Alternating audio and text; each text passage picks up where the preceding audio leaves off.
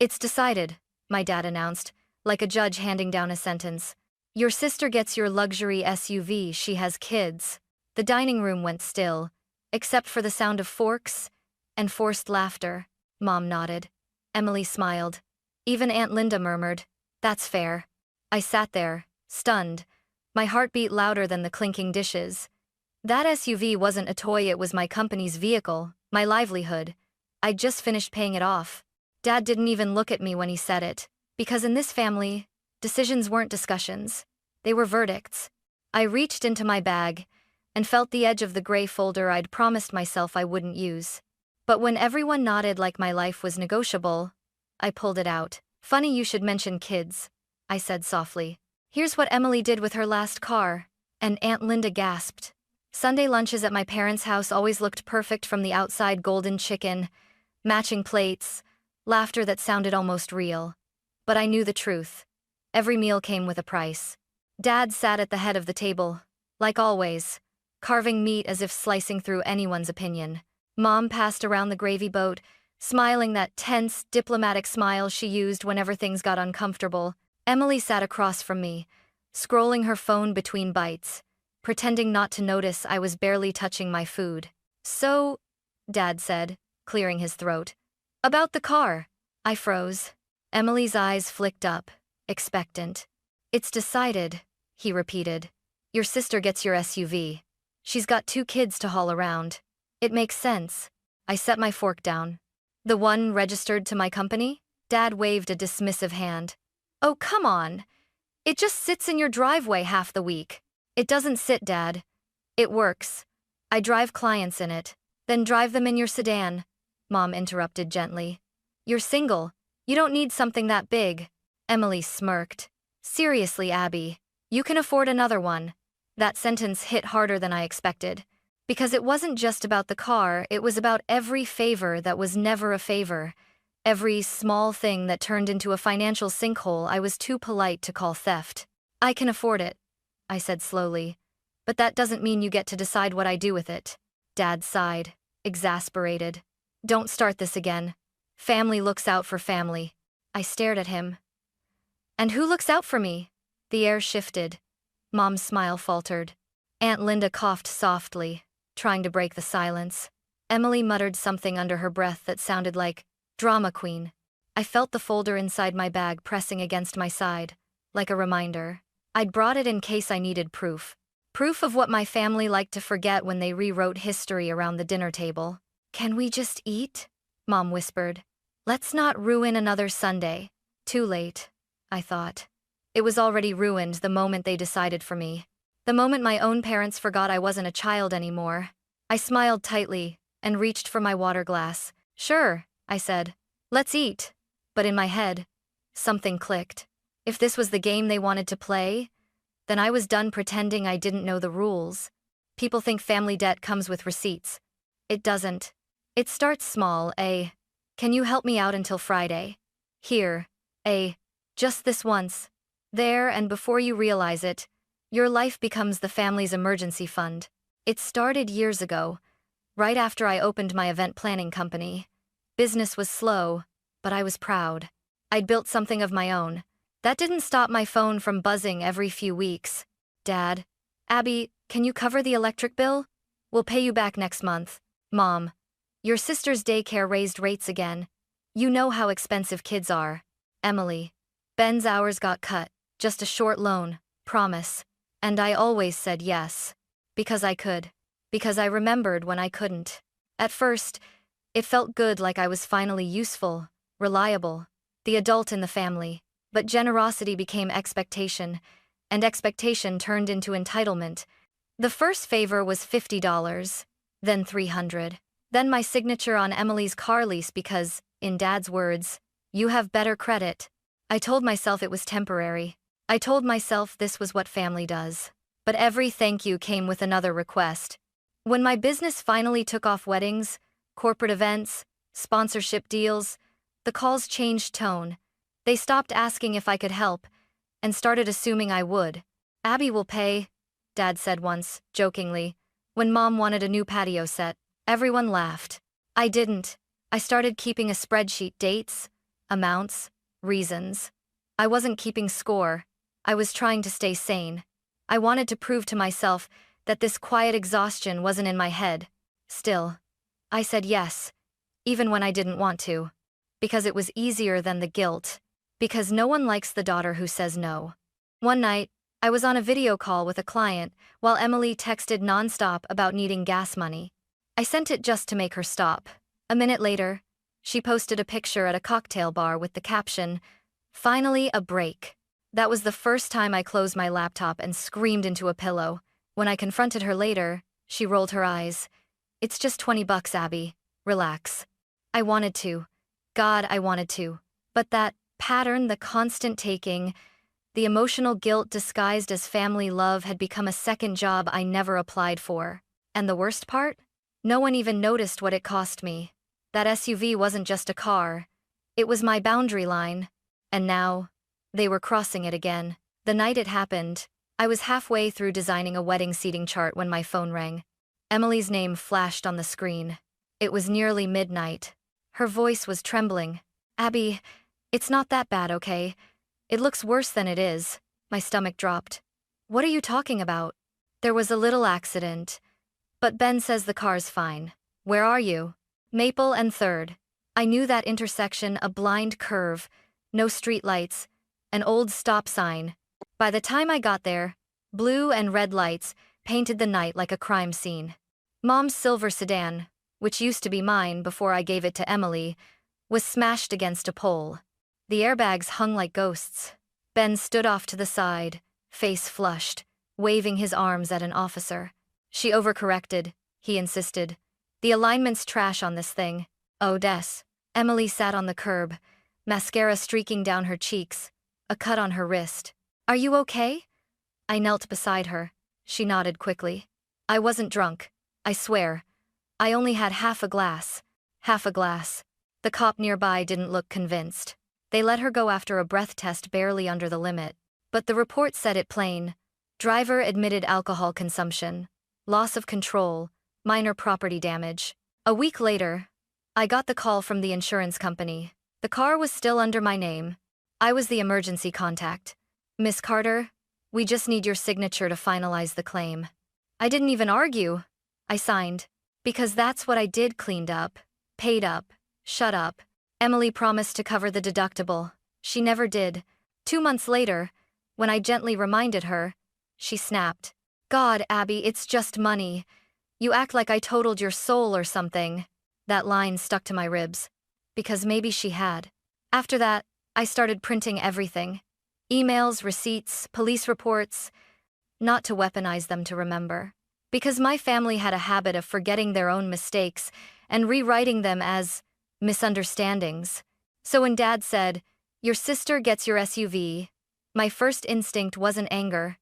It was déjà vu. History repeating itself. Except this time, I wasn't the quiet cleanup crew. That gray folder on the passenger seat of my car, the one I brought to Sunday lunch, wasn't a threat. It was a timeline. A record of how many times I'd been made to feel like generosity was my only value. I told myself I wouldn't open it. I told myself I'd stay calm. But somewhere between "she has kids" and "be reasonable," something inside me snapped. And when I reached for that folder, I knew this time. I wasn't just bringing evidence. I was bringing the truth. It was a Saturday morning when I found out I'd been erased. I wasn't snooping, just scrolling through Instagram when my cousin Haley's story popped up. A cheerful screenshot of a family video call. 8 smiling squares. Dad, Mom, Emily and her husband, Ben, even Aunt Linda. Caption: "Family planning meeting, teamwork makes the dream work." I stared at it, cold spreading in my chest like spilled coffee. My face wasn't one of the squares. They'd held a family meeting without me.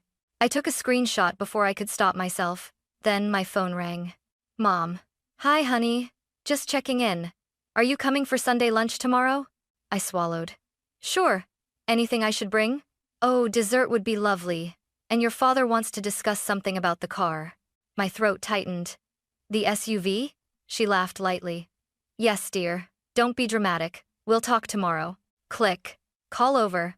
Not even a pause long enough for me to ask why I hadn't been invited to the meeting. I sat there for a long time, staring at that screenshot. There it was, the whole family, grinning, plotting, deciding. That's when I pulled out the gray folder again. It was sitting in my desk drawer, buried under old contracts and invoices. I wiped off the thin layer of dust. Inside were copies of the police report from Emily's crash, receipts of payments I'd covered, and a spreadsheet I hadn't opened in months. Column after column of numbers, neatly labeled: gas money, car repairs, daycare fees, credit card holds. It looked sterile, but every line was a bruise. For a moment, I almost deleted it all. Maybe I was overreacting. Maybe I was the problem, the one who couldn't just let things go. Then a message pinged on my phone, a group text from family chat. I still hadn't left it. Dad, big talk tomorrow. Everyone, be on time. Don't start without dessert, Abby. Mom, make sure you print that recipe I love.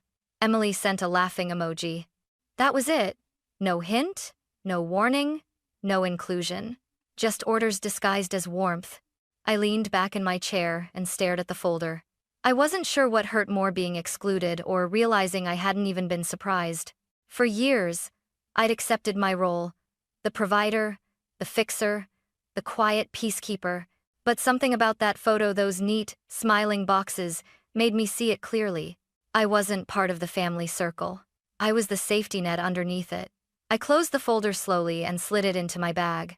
Not because I planned to use it, but because I finally understood. They only remembered me when they needed saving.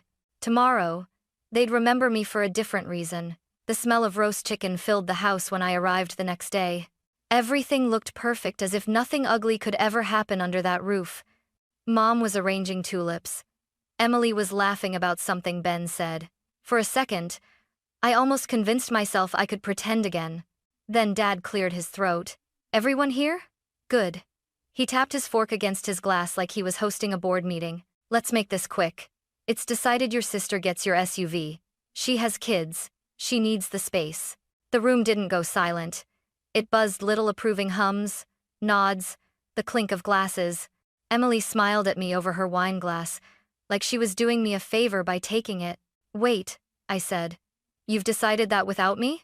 Dad didn't even blink. You've always been practical, Abby. You'll understand. Understand? My voice came out sharper than I meant. That my work car, the one registered to my company, just got reassigned like it's a hand-me-down stroller? Don't exaggerate, Mom said softly, refilling her own glass. You can afford another one. You're single, no kids. Emily's situation is different. Different how? I asked. Because she makes bad choices and I clean them up? Abby, Mom warned, her tone slicing through the air. Not at the table. That's the only place you people ever talk to me. Emily rolled her eyes. God, you're so dramatic. It's just a car. I felt heat crawl up my neck. You said the same thing about Mom's sedan last year. Remember how that ended? Emily's smile faltered. That wasn't my fault. The alignment was perfect until you drank half a bottle of Merlot and crashed it into a stop sign. Aunt Linda's fork froze midair. Oh my, she whispered. Dad's chair scraped loudly against the floor. That's enough, Abigail. Is it? I said, reaching into my bag. My fingers found the gray folder. Cold, heavy, unforgiving. I set it on the table. The sound of it landing was louder than any shout. Funny you should mention kids, I said, sliding it toward the center. Here's what your precious mother of two did with her last car. Mom blinked. What's that supposed to? I flipped the folder open. Photographs, crumpled hood, bent stop sign, police report, breathalyzer results, insurance forms with my name. Aunt Linda gasped out loud. Good heavens. Emily's face drained of color. Ben muttered. That's not fair. It's not fair? I snapped. You totaled a car under my name. I paid the deductible, the fine, and the towing. You never paid me back. Dad leaned forward, veins in his neck visible. Are you trying to humiliate your sister in front of family? No, I said calmly. I'm trying to stop you from stealing from me again. You watch your tone, young lady. No, you watch yours, Dad. Because every time you say, family looks out for family, what you really mean is Abby pays for everyone else's mistakes. Silence. Thick and sudden. Even the kids upstairs stopped running. Emily's lip trembled. You've changed. Good, I said. Because the old me would have said nothing. Mom reached for my hand, her voice syrupy sweet. Sweetheart, we're just being practical. I pulled away. Practical would have been telling me before you made the decision. Dad's jaw tightened. You're overreacting. Maybe, I said. But at least I'm reacting. Finally. Aunt Linda whispered. Let her talk, Tom. Dad glared but didn't stop me. I pointed to the folder. That's not just a mistake. That's a pattern. One you all keep pretending doesn't exist. Emily folded her arms. So, what now? You're keeping the car out of spite? No, I said. I'm keeping it because it's mine. And because the next time someone crashes under my name, my company could lose everything. You'd put business before family?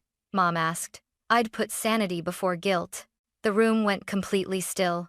For the first time, no one had a comeback, not even Dad. I gathered the papers, slid them back into the folder, and stood up. Next time you make a decision about my life, I said quietly, make sure I'm in the room. No one said a word as I walked to the door. Behind me, the silence broke not with shouting, but with the sound of forks clinking against plates again, as if nothing had happened. But something had. For the first time in my life, I hadn't apologized. And that, more than any car, was the thing I planned to keep. Sit down, Abigail, Dad ordered. His voice carried that same authority that used to make me freeze as a kid. But not today. No, I said, my voice steady.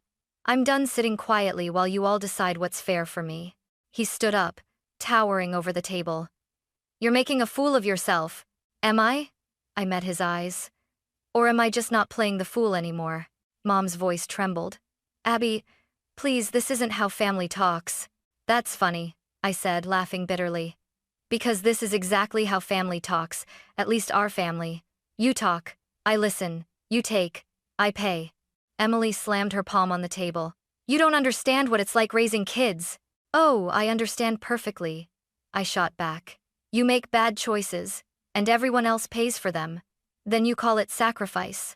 Her husband Ben muttered. That's low. Low? I snapped. What's low is letting me co-sign a car for you, crashing it, and then pretending it never happened. And Dad's face turned red. Enough. You think you're better than us because you make a few dollars more? This isn't about money, I said sharply. It's about respect, about boundaries.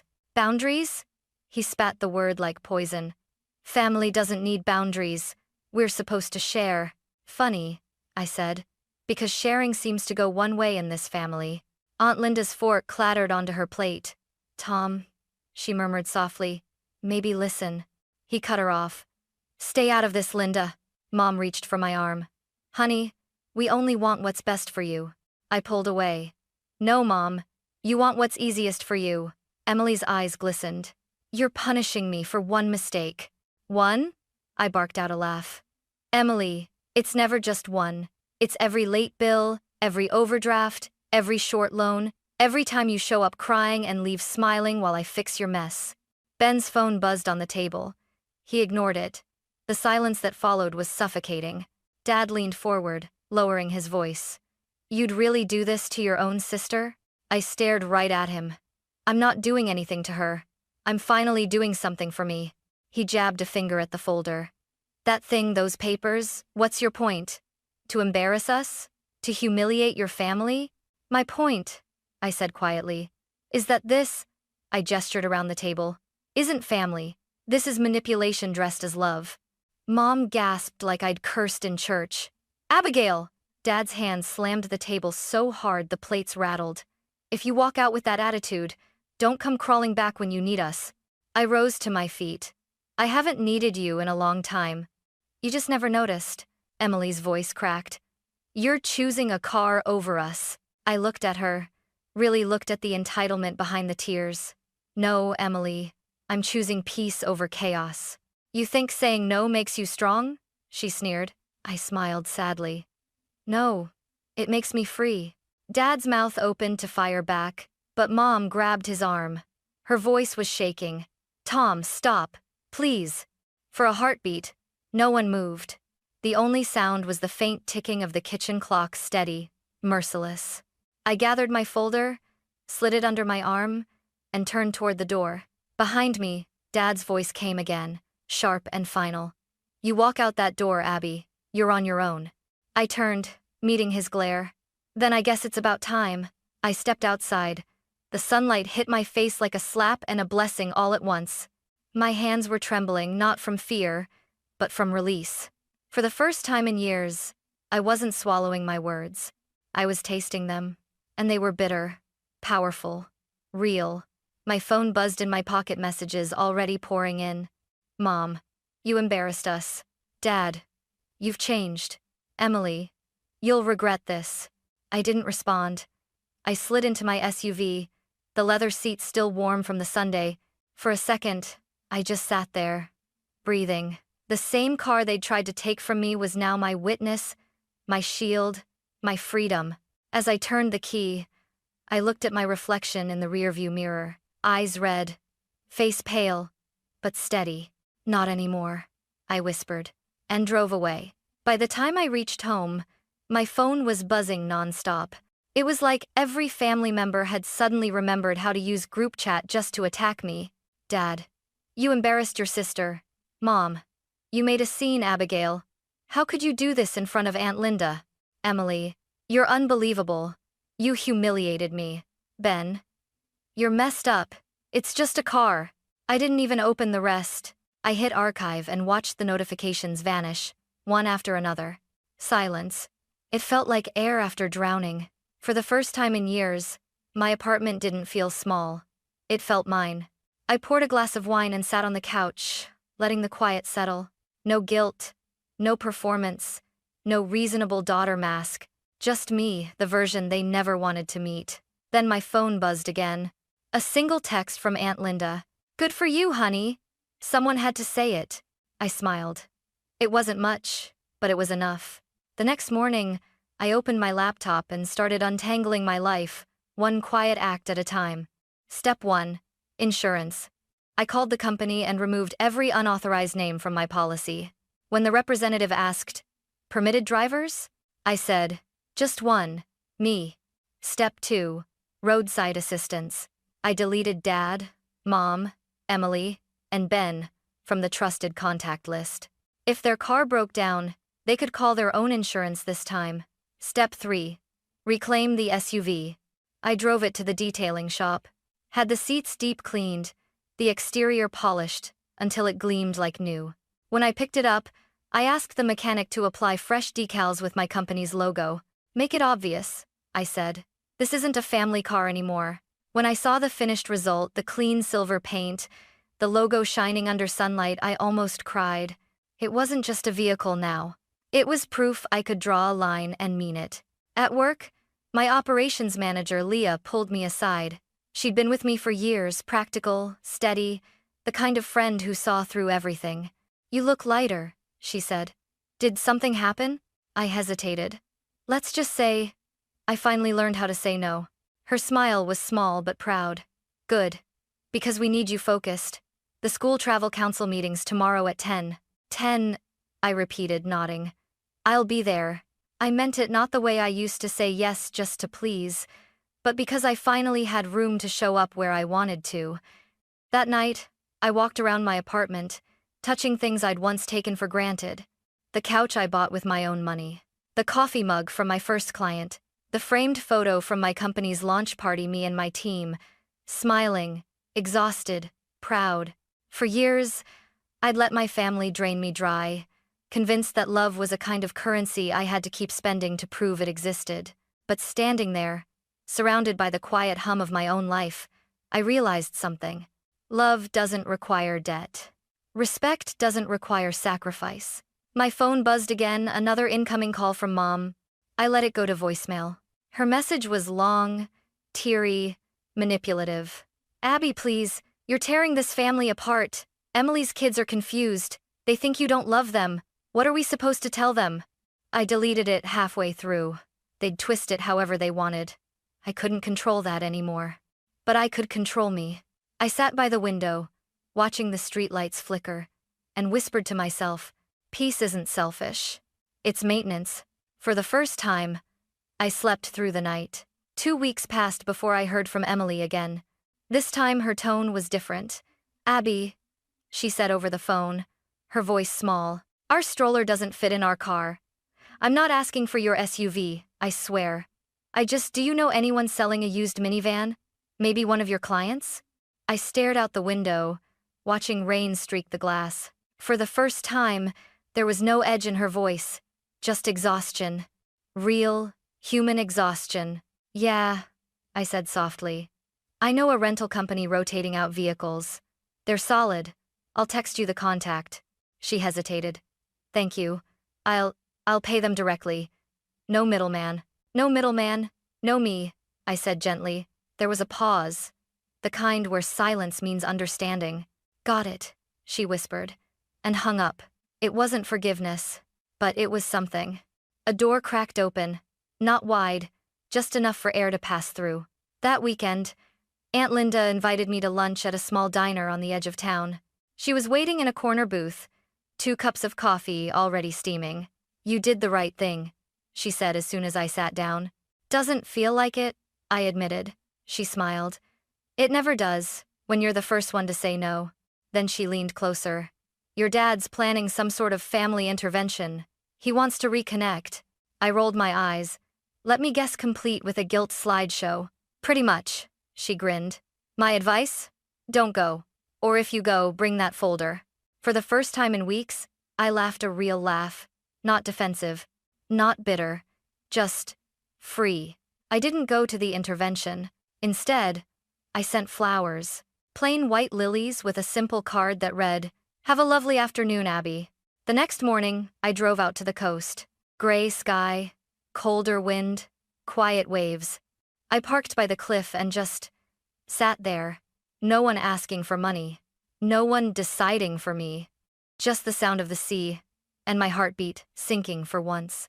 As I watched the tide pull back and return again, I thought about that word, family. How it used to mean obligation, debt, noise. Now, it meant something smaller, but truer. It meant the people who show up. On Monday, I presented at the school travel council meeting Leah had scheduled. Parents, teachers, administrators all gathered in the cafeteria that smelled faintly of coffee and chalk.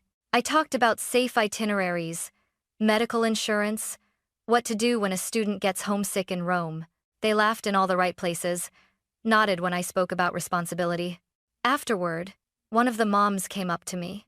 "We've heard great things about you," she said. "From Leah, from other schools. You really show up." She handed me a deposit check right there, smiling. I accepted it with steady hands. That moment felt bigger than any apology my family could have given. When I got home that evening, I found a postcard in my mailbox from a client family I'd helped weeks ago after their flight got canceled. The front showed their little boy in Italy, grinning, holding a gelato bigger than his head. On the back, it said, "We made it. You saved our trip. Thank you for showing up." And I pinned it to my fridge next to a sticky note that read, "No new entries." That night, I cooked pasta and watched a movie alone. For once, alone didn't mean lonely. It meant quiet, whole, mine. Halfway through, my phone buzzed. A photo from Aunt Linda. Emily's kids sitting in the back of a used minivan, grinning, crumbs everywhere. Her caption, "They did it." I stared at the picture for a while, then typed back a simple. Not because I didn't care, because that was enough. People love to say, family looks out for family. Dad used it like a weapon, but I've redefined it. Family isn't who drains you dry and calls it love. It's who stands beside you, no strings attached. My team, my friends, the clients who trust me, the people who show up, and maybe, someday, even Emily, if she learns to stand on her own too. As for me, I'm done being the quiet wallet. I'm the woman behind the wheel of her own life again. And this time, it's decided by me.